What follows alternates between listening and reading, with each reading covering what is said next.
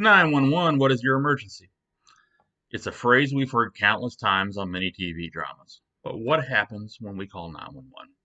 Hi, my name is Chris Hall. I'm a shift supervisor at Santa Rosa County, Florida 911, and I'm here to talk to you about what happens when you call 911.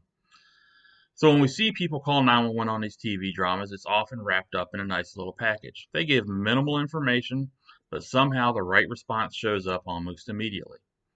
In reality, it's a little more complex than that. So what really happens? Well, when you call 911, there's some information that the dispatcher needs. We'll start by, what is the emergency? It's very important to know what the emergency is so we can get you the right help. If somebody's breaking into your house, you don't want an ambulance. You want the police. Next, we need to know where is the emergency. That's very important also. Our location technology works great. We often have a really good idea of where you are, but it's not perfect. So we need to verify, make sure we're getting the right help to the right place in a timely manner. We also need your phone number. Again, technology is not perfect. Cell phone calls drop. Some people panic. They accidentally hang up the phone, or sometimes they drop the phone and get disconnected. Knowing your phone number lets us get back in touch with you and provide life-saving instructions. Another thing we need to know is your name.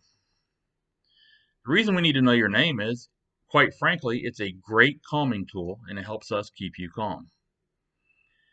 After we ask those 4 initial questions, we're going to go on to ask other questions based on what your emergency is. If the call is something law enforcement related, it may include descriptions or what you see, and that information is being relayed to the responders. It also helps the dispatcher provide you instructions on safe places to hide or whether you need to get out of a residence or a business. If the call is fire related, the same.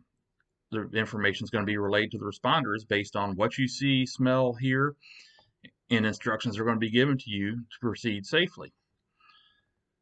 On medical calls, the dispatcher is going to possibly give you life-saving instructions. Dispatchers can give CPR instructions, first aid instructions, even childbirth instructions.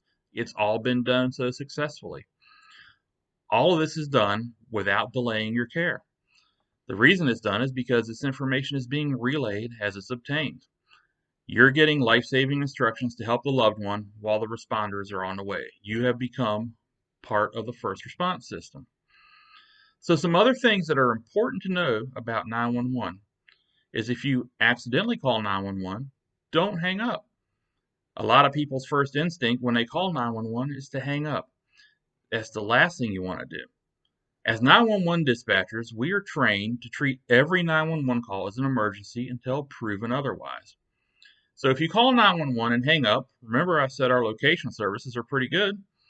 You're going to get a visit, most likely from law enforcement or some kind of first responder. So the best thing to do is stay on the line and tell them it was an accident.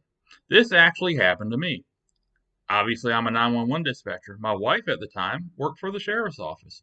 Our infant son called 911. He was playing with the phone. We had no idea. A few minutes later, we got a knock on the door from a deputy, even though they knew who we were. So nobody's immune from that. So if you accidentally call 911, stay on the line. Second, never call 911 as a joke.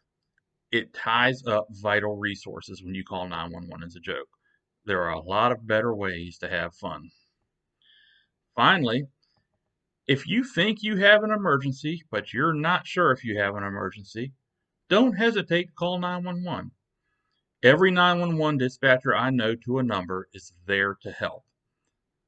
That is why we do the job, is to help people. So I hope this video has answered some questions about 911. And remember, we're there to help. Thanks for watching.